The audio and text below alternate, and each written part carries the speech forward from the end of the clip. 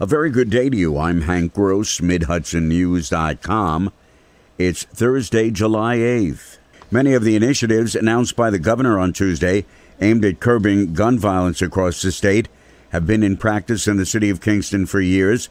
Police Chief Egidio Tinti said on Wednesday, among the governor's proposals are for police departments to track crime hotspots, communicate with other area law enforcement agencies, and engage in a community relations effort.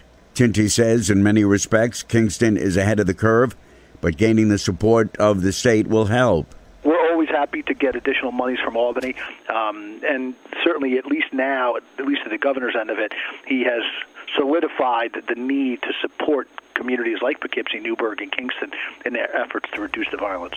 Tinti says those cities are continually sharing intelligence and crime data and participate in a regional crime data office.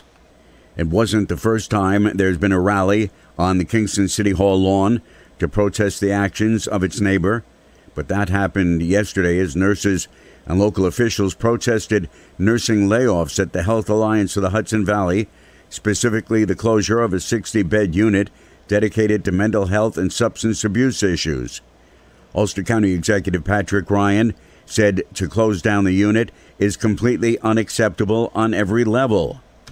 We've been calling on Westchester Medical Health Alliance for over a year now to honor the promises that they made to us. Many of us were at a groundbreaking about a quarter mile from here when taxpayers and our community invested over $90 million on the promise that we were going to build a state-of-the-art, future and human-centric and care-centric hospital.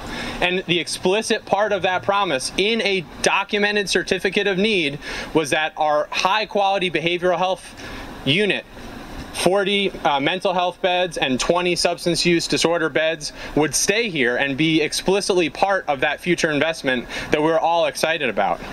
Lawrence Clayton, a registered nurse at the Health Alliance Kingston campus, has experienced the low morale and uncertainty of his workplace.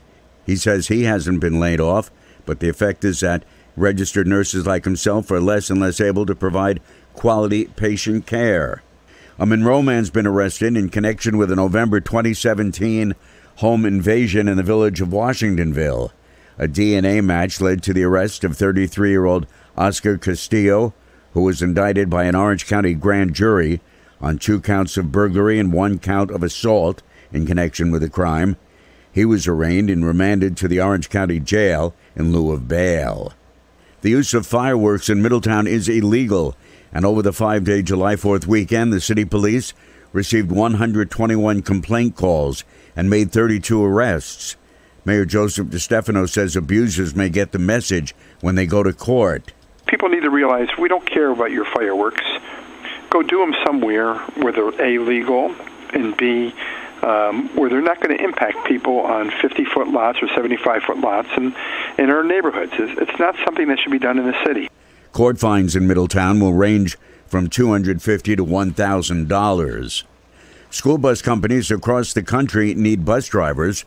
The shortage was caused in large part by the COVID-19 pandemic shutdown of in-person classes, eliminating the need to transport students to and from school.